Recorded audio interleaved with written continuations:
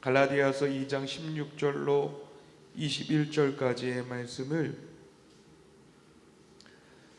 제가 한 절, 성도님들이 한 절, 성도 한 절씩 교독하도록 하겠습니다. 먼저 제가 읽도록 하겠습니다.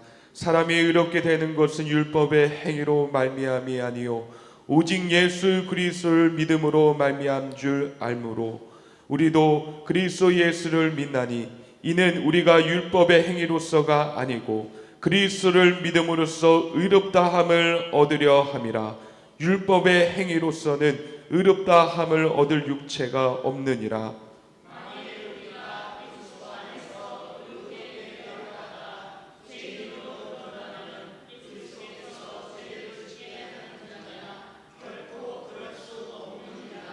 만일 내가 헐었던 것을 다시 세우면 내가 나를 법법한 자로 만드는 것이라.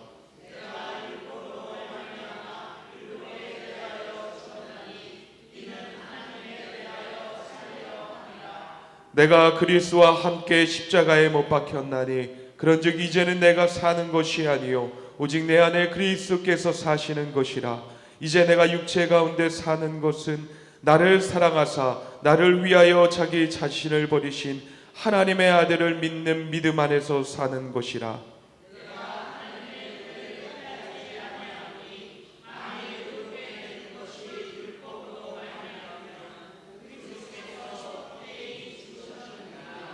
아멘. 할렐루야.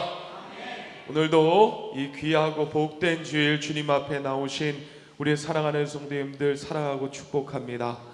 특별히 예배드리며 우리가 나아갈 때에 우리의 부족한 부분, 또한 우리의 옆자리들, 또한 텅 빈 자리마다 예수님께서 그 자리를 채우시고 그 자리 가운데 일하시는 귀한 일들이 이 한 주 동안에 여러분의 삶 가운데 일어나기를 주님의 이름으로 간절히 축원합니다. 진정한 그리스도인이라면요, 주님이 일하시는 것들을 경험하는 자들이어야 되는 것입니다. 주님이 내 일 가운데 이런 부분 일하셨구나, 이런 부분 거하셨구나, 이런 부분 간섭해 주셨구나 하는 것들이 이제는 경험되어지고 느낄 수 있고, 또한 그것을 누리며 살아가는 사람들이 진정한 그리스도인의 모습으로 살아갈 수가 있는 것이에요. 한 주간의 삶 가운데 그 빈자리 가운데, 텅 빈 자리 가운데, 아무것도 없는 그 가운데서 예수님이 여러분을 채워나가시고 일으키시는 귀한 은혜의 역사들이 있게 되기를 간절히 축원합니다. 책 중에 주님은 나의 최고봉이라는 책이 있습니다. 그 저자가 누구냐면 오스왈드 챔버스 목사님이세요. 그분은요, 늘 진정한 그리스도인은 무엇인가 라는 것을 가지고서는 고민을 하다가 그 책 가운데서 썼습니다. 그리고 그는 이렇게 얘기합니다. 사람에게는 감출 수 없는 것이 세 가지가 있다. 사람에게는 감출 수 없는 것이 세 가지가 있는데, 하나는 가난이요, 하나는 사랑이요, 하나는 재책이다. 감추려고 하더라도 결국에 표면적으로 드러난다는 거예요. 사랑과 재채기와 이 가난이라는 것은 감출 수가 없다는 것이에요. 저는 여기에다가 하나를 더 붙였으면 좋겠어요. 뭐냐면 가난과 사랑과 재채기는 감출 수 없는 거지만 또 거기에 하나를 더한다면 진정한 그리스도의 모습도 절대로 감추어질 수 없다. 그리스도인들이 가는 곳곳마다요, 그리스도인이라는 것이 드러납니다. 예전에는 그렇게 얘기했지요. 야, 저 예수쟁이, 저 예수꾼, 이렇게 얘기하면서 그 사람들이 가는 곳곳마다 진짜 예수 믿는 사람이구나 라는 것이 드러났습니다. 비그리스도인들은요, 우리가 진짜 그리스도인인지 가짜 그리스도인인지 다 알고 있습니다. 가짜인 우리가 앞에서 가짜라고 우리에게 말을 안 할 뿐이지, 야, 그렇게 믿어보면 나도 믿겠다 하는 그런 말들도 심심치 않게 우리 가운데서 들려오기도 해요. 교회 공동체 안에서는요, 사실 진짜와 가짜를 구분하기가 쉽지가 않습니다. 하지만 교회 밖에 나가기만 하면은요, 진정한 그리스도인인지 또한 아닌지가 구분되어진다는 것이에요. 진짜 그리스도인으로 산다는 것은 어떻게 살아가는 것인가? 이 챔버스 목사님은요, 끊임없이 이 질문에 대한 답을 찾다가 그리스도인의 정체성이라는 책에서 진정한 그리스도인의 모습 9가지에 대해서 정의를 했습니다. 진정한 그리스도인들은요, 이런 모습이 나타난다는 거예요. 첫 번째로는 그리스도의 영이 임한 사람, 그리스도의 영이 임한 사람이 진정한 그리스도인의 모습을 가진 자이다. 두 번째로 주된 관심이 하나님께 있는 사람이 진정한 그리스도인이다. 세 번째로 마음이 그리스도와 일치되는 사람. 주님의 뜻이 무엇더라? 주님의 마음이 향하는 곳이 어디더라? 라는 것을 일치하는 사람. 네 번째로 자신의 자아 실현이 아닌 그리스도의 실현을 원하는 사람, 그리스도의 실현이 더 우선시되는 사람. 다섯 번째로 옛사람이 아닌 그리스도를 선택하는 사람. 여섯 번째로는 전인격적인 이 믿음을 소유한 사람. 보여지는 것뿐만 아니라 내적인 외적인 모든 것들이 믿음으로 말미암아서 거듭난 사람. 일곱 번째로 기쁨으로 위대한 삶을 살아가는 사람.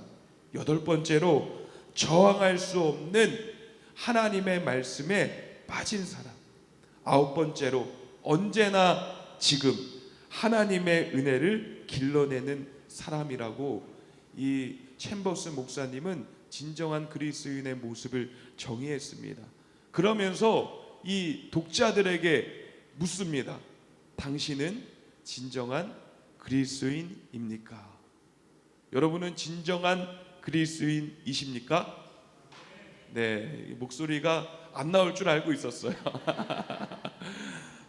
챔버스 목사님과 같이 또 주님을 깊이 만났던 믿음의 선배들의 여러 가지 얘기를 딱 듣게 되면요, 우리도 모르게 주눅들기 마련입니다. 나는 이런 게 부족하고, 나는 이런 게 약하고, 나 이런 거 아직 못하고 있는데, 언제 진짜 그리스도인이 될 수 있을까? 그래서 자포자기하고 스스로 포기할 때가 있습니다. 여러분, 지금 사순절 기간을 지나가고 있습니다. 이 사순절 기간에는요, 그냥 시간을 보내지 마시기 바랍니다.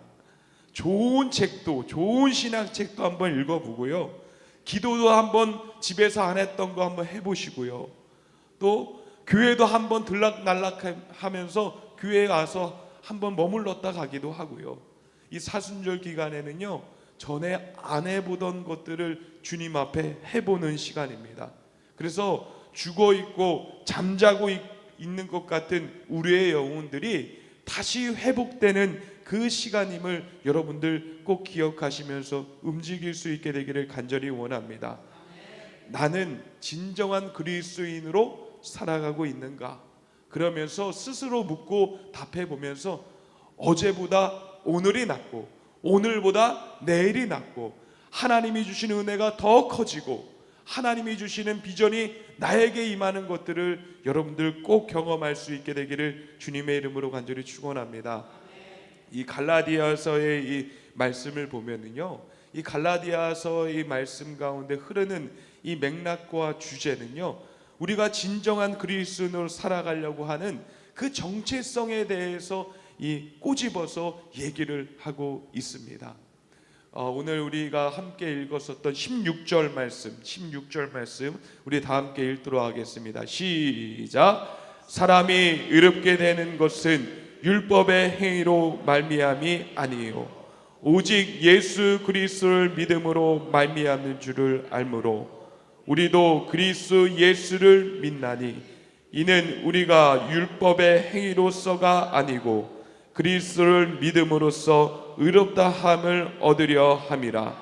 율법의 행위로서는 의롭다 함을 얻을 육체가 없느니라. 아멘. 그리스도인으로서 살아가는 이 정체성에 대해서 이 갈라디아서가 정의를 하고 있는데, 이 16절에 그리스도를 믿음으로써 의롭다함을 얻었다. 이 말은 무엇이냐면요, 우리를 지칭하여서 그리스도로 말미암아 우리가 의인이 되었다라는 것을, 우리의 정체성을 정의하고 있는 것입니다. 이 의인이라는 의미 속에는 현재는 내가 예수 그리스도로 말미암아서 의인이다. 그러나 전에는 뭐였습니까? 과거에는 불의한 사람이었다라는 것을 말하는 것이옵니다. 이 나는 불의한 사람에서 의인으로 바뀌었다라는 이 공식적인 인정을 얘기를 하고 있는 것이에요. 그러므로 우리는요, 그리스도인입니다. 우리는 진정한 예수 그리스도를 믿음으로 말미암아서 정결해지고 깨끗해지고 하나님께서 의롭게 여기시신 의인이라는 것을 우리 사랑하는 성도님들 꼭 기억할 수 있게 되기를 간절히 원합니다. 두 번째로 17절, 우리 17절 말씀 읽도록 하겠습니다. 시작. 만일 우리가 그리스도 안에서 의롭게 되려 하다가 드러나면 그리스도께서 죄를 짓게 하는 자냐?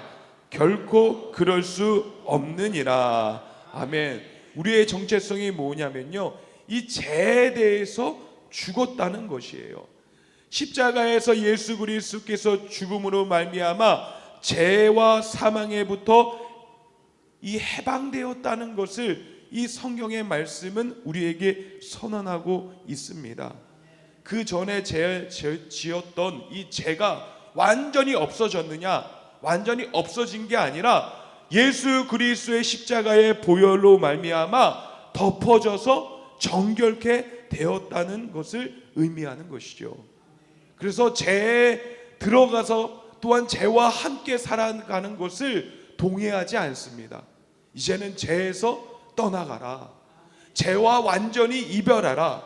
죄 속에서 해방되라 라는 것을 우리에게 말씀하고 있는 것이에요.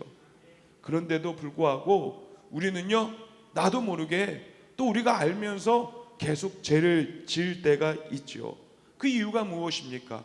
육체적인 욕망을 이겨내지 못하고 또한 내 자아의 잘못된 선택으로 인하여서 우리가 죄를 지을 때가 있습니다. 또한 사단이 주는 여러 가지의 이 죄에 대한 생각들을 분별하지 못하고 물리치지 못해서 우리가 무분별하게 받아들이고 행동을 해서 우리가 죄와 함께 살아가는 모습들이 있습니다. 하지만 기억해야 될 것은 무엇이냐면 예수 그리스도의 십자가의 보혈이 우리에게 속한 여러 가지의 죄를 덮으심으로 우리는 깨끗하게 되었고 죄와 함께 살아갈 수 없는 존재가 되었다는 것을 우리는 다시 한번 깨닫고 그 모습으로 살아가야지 되는 것입니다. 세 번째로 19절의 말씀, 그리스도인으로서 살아가는 정체성에 대해서 얘기하고 있는데 19절의 말씀 우리 읽도록 하겠습니다. 시작.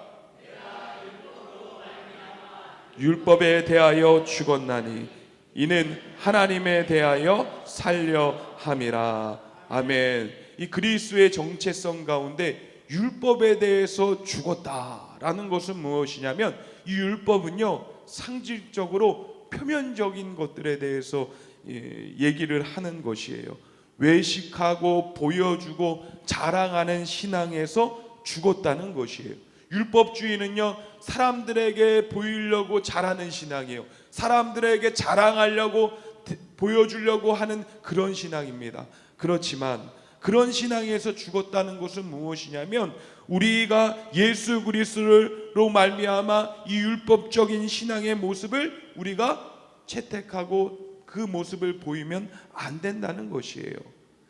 아직도 우리가 신앙생활을 하면서요, 기복적인 신앙의 모습들이 참 많습니다. 잘해주시고 돈 많이 벌게 해주고 뭐 그러면요 너무 좋아요. 그러다가 우리가 잘 되는 거 좋은 거잖아요, 맞죠?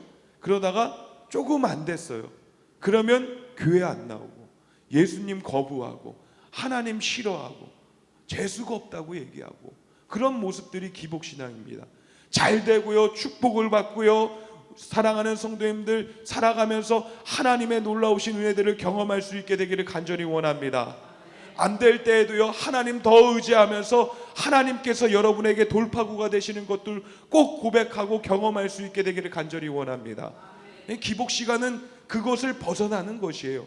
남들에게 보여주려고, 남들에게 나타내려고 하는 것을 넘어서서 하나님 앞에 자신의 인생을 다 맡기며 의지하며 잘 될 때도 하나님의 은혜고, 또한 힘들 때도 하나님과 함께 이겨내는 신앙이 율법적인 신앙에서 벗어난 신앙이라는 것을 우리에게 말씀하고 있습니다. 그래서 이 그리스도인으로서 살아가는 이 정체성은요, 첫 번째는 나는 의인이다. 예수가 내 안에 거하셨으므로 불의한 자의 삶 속에서 이제는 의인이 되었다라는 것을 말하는 것입니다. 여러분, 의인이십니까? 아멘. 내가 잘 살아서 의인이 아니라니까요. 내 안에 예수 그리스도께서 우리를 너무나 이쁘게 봐주시고요, 사랑해 주셔서 우리는요, 죄인이지만 의인이 되었다는 것이에요. 또한 두 번째로, 나는 죄에 대해서 완전히 죽었고 사망에서 벗어난 자유인이다 라는 사실을 여러분 믿으십니까? 죄가 있으면 하나님 나라에 들어갈 수 없어요. 하지만 예수 그리스도께서 그가 십자가의 보혈로 우리를 덮어주셔서요, 죄를 완전히 깨끗하게 하여 주셨습니다. 앞으로의 모든 죄들까지도 깨끗하게 하셨으므로 우리는 사망 권세로부터 지금 우리는 승리했다는 것이에요. 그래서 하나님 나라에 들어갈 수 있는 특권을 누리게 됐다는 것이죠. 또한 나는 세상의 주관적이고 가치적인 이 율법주의 신앙에서 벗어나 그리스도의 사랑의 법을 따라 살아가는 거룩한 성도다. 이 세상에서 잘 되고 그러면 나는 하나님께서 함께 하시는 자고, 내가 조금 힘들고 안 되고 일이 터지면 하나님께서 버린 자다. 그런 모습을 가지는 자가 아니라 언제든지 어느 때든지 지금도 앞으로도 상황과 관계없이 하나님께서 나와 함께 하신다 라는 그 신앙의 모습을 꼭 간직할 수 있게 되기를 간절히 원합니다. 바울은요, 이 갈라디아 지역의 그리스도인들이 이 왔다 갔다 하고 좌우로 흔들리는 그런 신앙의 모습을 지녔기 때문에 이제는 그들이 그런 모습에서 완전히 반전되고 이제는 변화될 수 있는 모습으로 살기 위해서 오늘 이 말씀을 우리에게 전하고 있는 것이에요. 사순절 기간은요, 회복이 있고요, 은혜가 있고요, 하나님의 역사가 있고요, 다시 살아나는 일들이 일어나야 되는 것이에요. 매번 이 매년마다 사순절 기간들을 지나가면서 우리가 예수님이 우리를 위해서 죽으셨구나, 그러면 조금 참아봐야지, 그냥 그 정도로 우리가 생각하는 것이 아니라 이제는 내 안에 예수 그리스도가 커지고 다시 믿음도 성장하고 기도할 수 있는 크기도 커지고 모든 것이 회복되어지는 시간들이 이 사순절 기간이에요. 그래서 1년에 이 사순절 기간에 참된 회복이 일어나면요, 1년 동안에 우리가 잘 버티면서 온전한 승리의 시간들을 가질 수가 있는 것입니다. 그래서 이 반전을 얘기하면서 이 갈라디아서에 있는 이 바울은 이 갈라디아 교인들을 향하여서 이 강력한 말씀을 선포합니다. 그 말씀이 20절 말씀에 등장하고 있어요. 우리 20절 말씀 우리 다 함께 읽도록 하겠습니다. 갈라디아서 2장 20절 시작. 내가 그리스도와 함께 십자가에 못 박혔나니 내가 사는 것이 아니요 오직 내 안에 그리스도께서 사시는 것이라. 이제 내가 육체 가운데 사는 것은 나를 사랑하사 나를 위하여 자기 자신을 버리신 하나님의 아들을 믿는 믿음 안에서 사는 것이라. 아멘. 예수님이 왜 돌아가셨고 내가 어떤 정체성을 고백하면서 무엇을 하면서 살아갈지에 대한 이 구절이 이 한 구절에 압축되어져 있는 것이에요. 그래서 20절을 한마디로 요약하자면 무엇이냐면 오늘 설교의 제목입니다. 내 안에 사는 내 안에 사는 예수 그리스도. 우리 따라해 보도록 하겠습니다. 내 안에 사시는 예수 그리스도. 네, 우리 사랑하는 성도 여러분, 우리 성도님들 안에요 예수님이 살아계십니다.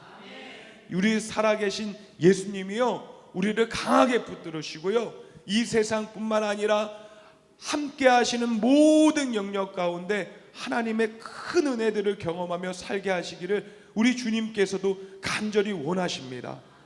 이 사순절 기간에 내 안에 사시는 예수 그리스도가 충만하게 임하시고 나타나시는 귀한 현장이 되어지기를 간절히 원합니다. 참 사람이요 인생에서 사랑하는 배우자를 만나 결혼을 하고 가족을 이루는 것이요 가장 큰 전환점입니다. 네. 우리의 인생에도 우리 신앙의 인생에도요 예수님을 만남으로 말미암아서 획기적인 터닝 포인트가 이루어진다는 것이에요.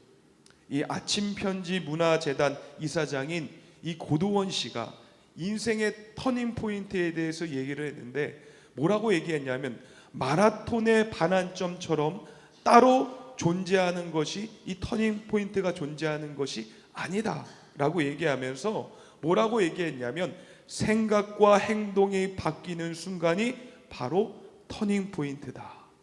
생각과 행동을 바꾸면 그로부터 삶이 바뀌고 미래가 바뀐다는 것이에요. 우리가 생각을 바꾸기를 시도하고요 내 안에 사시는 예수 그리스도께서 강력한 믿음이라는 믿음을 주시고 그와 함께 살아가게 되면요 우리의 삶도요 아주 특별하게 바뀌게 되는 것입니다. 믿음을 수반으로 행동을 하고 또한 그 예수 그리스도를 의지하면서 우리가 살아가게 되면요 우리의 삶 속에서 이 하나하나 바뀌어가는 우리의 모습들을 경험하게 되는 것이에요. 여러분 이 결혼한 부부가 한 가정을 이루어 살 때에 총각과 처녀 시절의 습관을 계속 유지하면 어떻게 됩니까? 큰일 나요. 가정 파탄 납니다. 야, 나 총각 때 이렇게 했어. 야, 난 처녀 때 나도 그거 좋아했어. 나도 물건도 엄청 많이 샀어. 그걸 서로가 각자의 생각들을 가지고서는 그대로 살아가면 큰일 나죠. 가정이 위태로워질 수도 있습니다. 각각 자기의 주장과 생각의 일부분들을 포기해야지 돼요. 내 자리를요 양보해 줘야 되는 것이에요. 이거는 이제는 나를 위해서 오로지 시간을 썼으면 우리가 이제 서로가 부부가 되었고 하나로 합치게 되었으면 이건 당신을 위한 시간, 당신에게 그 자리를 내어줄게 하면서 내어주는 거예요. 떠맡아서 일만 맡겨주는 것이 아니라 남편을 사랑하고 아내를 사랑하는 그 모습들, 그래서 헌신하고 또한 포기하는 모습들이 우리 가운데 있어야지 서로 온전한 연합의 모습을 갖출 수가 있습니다. 내 안에 사시는 예수 그리스도가 우리 안에 거하시는 것을 우리가 느끼며 살아가기 위해서 우리에게 필요한 것이 무엇이냐면 내 안에 있는 나의 자리를 우리가 조금 양보해 드려야 돼요. 주님, 이곳에 들어오세요. 주님, 이곳에서 주님께서 다스려 주세요. 주님, 이 정도가 아니라 나의 더 큰 부분에 차지해 주세요. 그러면서 우리의 생각이 그렇게 바뀌면 우리의 삶들도 이건 주님이 기뻐하시는 거야. 오늘 주님 저 승리한 거 맞지요? 오늘 주님 말씀 따라서 순종했습니다 라고 하면서 내 안에 살아계신 예수 그리스도가 우리 가운데 진정한 영합으로 또한 우리가 진정한 그리스도인으로 살아갈 수 있게 차지하게 되고 또한 우리와 함께하는 그런 부분들이 우리가 경험할 수 있게 되는 것이에요. 사람들이 착각을 하는 경우가 있어요. 야, 그까짓 거 내가 못할 줄 알아? 나중에 하면 돼. 사람들이 미루고요 또한 빨리 해야 될 부분들을요 미루고 또한 할 수 있다고 가정을 하지만 진짜 못하는 경우들이 있습니다. 여러분, 아내를 위해서 어느 정도 희생해 보셨습니까? 남편을 위해서 어느 정도 희생해 보셨습니까? 자녀를 위해서 어느 정도 헌신하고 또한 포기해 보셨습니까? 우리 예수님을 위해서 얼마나 헌신하고 얼마나 봉사하고 얼마나 포기해 보셨습니까? 포기했는데요 기쁘더라고요. 나는 못 누리고 있는데요 그 사람이 기뻐하는 모습을 보면서 정말 행복이라는 것들이 들어오더라고요. 자녀를 위해서 포기하는 것들, 그 자녀가 기뻐하는 모습을 보면서 정말 마음이 행복해져요. 또한 아버지를 위해서, 어머니를 위해서, 남편을 위해서, 아내를 위해서 이 포기했던 부분들이 그 사람이 좋아지고 건강도 회복되어지고 또한 살만 나고 하는 그런 모습들을 보면서 하길 잘했다 라는 그런 생각이 듭니다. 여러분, 예수님을 위해서 포기한다면 어떨까요? 우리 예수님께서요 춤을 추실 것입니다. 우리를 위해서 더 애쓰실 것이고요, 우리에게 더 귀한 것들을 채우시려고 작정하시며 급속하게 일하실 것입니다. 사랑하는 성도 여러분, 갈라디아서 2장 20절을 유학할 때니 한번 따라해 보시기를 간절히 원합니다. 나는 죽었다. 예수님이 내 안에 사신다. 오직 믿음으로만 살아간다. 네, 우리에게 이러한 고백이 있어야 됩니다. 나는 죽었다. 내 안에 예수 그리스도께서 사신다. 나는 오직 믿음으로만 살아가겠다 하는 이 고백이요, 갈라디아서 2장 20절을 요약하고 압축시킨 말씀입니다. 길을 가다가 보면은요, 홍보용으로 바람을 넣은 사람의 모양의 풍선을 볼 수가 있습니다. 제 눈에 이 펄럭이는 이 모습들이 보면은요 그렇게 이쁘지는 않아요. 야, 이쁘다, 괜찮네, 홍보 잘 되겠네, 뭐 별로 그런 생각이 안 들어요. 그 풍선은요 바람이 들어있으면 펄럭이지만요, 바람이 빠지게 되면요 쭈그러져서 바닥에 쓰레기처럼 쓰러지는 모습을 보입니다. 바람이 빠지면 곧 바로 바람을 넣어주는 기계로 바람을 채워 넣어야지 됩니다. 바람을 넣는 기계가 예비되어 있지 않으면요 이 풍선은 언제라도 흉물스러운 모습으로 변해버릴 수밖에 없습니다. 바울에게서 이 예수 그리스도를 빼면요 바람이 빠진 이 풍선의 모습과도 같습니다.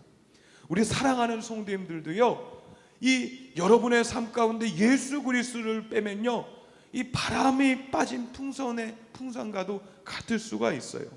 아브라함도 모세도 다윗과 같이 이 성경에 기록되어진 위대한 인물도요, 그 예수 그리스도를 빼면요 아무리 잘난 것 같고 많은 것들 누리고 살았던 것 같지만 아무것도 아니라는 것이에요.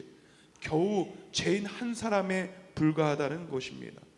그 사람 안에 예수 그리스도가 사시는가 안 사시는가, 훗날에 그 사람의 일생에 기억하고 평가하는 척도가 될 수가 있습니다. 사랑하는 성도 여러분, 여러분 안에는요 예수 그리스도가 살아 계십니다. 꼭 기억하시고 선포하고요, 우리가 담대하고 당당하게 외치며 나아갈 수 있게 되기를 간절히 원합니다. 네덜란드 화가 이 렘브란트가 성경을 소재로 하여서 이 많은 그림들을 그렸습니다. 그의 작품 가운데요 이 십자가의 못 박힘이라는 이 명작이 있습니다. 십자가에서 죽임을 당한 그리스도와 그를 바라보고 있는 궁중의 이 냉소적인 태도를 그가 십자가의 못 박힘이라는 그림으로 이 자세하게 묘사를 했어요. 그 그림을 보면요 그리스도를 못 박는 사람들의 모습이요 아주 큰 충격을 받습니다. 그리고 그 그림의 가장자리 어둠 속에 한 사람이 등장을 해요. 그 사람이 바로 렘브란트였습니다. 렘브란트는요 자신의 그림 속에 가장자리 어두운 곳에 자신의 자화상을 그렸습니다. 이 자화상을 그린 이유가 무엇이냐면 자신은 예수님을 죽인 대역 죄인이고 자신도 예수 그리스도의 십자가에 철저하게 못 박히겠다라는 고백으로, 이 신앙의 고백으로 그림을 표현했다는 것입니다. 사랑하는 성도 여러분, 화가는요 그림으로 자기의 마음을 표현합니다. 작가는요 글로써 자기의 생각, 자기가 앞으로 살아갈 그 모습들을 글로써 표현을 합니다. 설교자는요, 하나님의 말씀을 선포하면서 내가 그렇게 못 살지만 하나님이 원하시는 방향으로 살아가야 되겠다 하면서 선포를 합니다. 성도는요, 하나님의 말씀을 따라 순종하면서 이제는 하나님이 원하시는 방향으로 나아가겠다 살아가는 것입니다. 모든 그리스도인들은요, 자신의 앞으로의 살아갈 신앙의 모습들을 표현하며 살아가야지 되는 것입니다. 렘브란트가 자신의 그림을 그리면서 정말로 어떤 사람들은 알지 못하는 죄성과 더러운 모습들을 그 그림에 담았죠. 사실 우리가 그렇습니다. 남들에게 보이지 않지만요, 가장 어두운 자리에서 우리가 있는 줄도 모릅니다. 남들과는 그리스도인으로서 남들과는 다른 삶을 살아야 되는데 그렇지 못할 때가 우리 가운데 있습니다. 우리도요, 우리의 죄성을 하나님 앞에 고백하고 표현하고 우리의 신앙의 모습, 더 좋은 모습으로 나아갈 수 있는 것들을 우리가 살아가면서 표현할 수 있게 되기를 간절히 원합니다. 내 안에 사시는 예수 그리스도를 인정하게 되면요, 삶이 바뀌어집니다. 내 안에 예수님이 사시는데, 내 안에 나를 움직이시는 예수님이 사시는데, 나를 사랑하시고 나를 축복하시고 나를 강구하시는 예수님이 내 안에 계시는데 내가 죄와 함께 살아갈 수 있냐? 없다는 것이에요.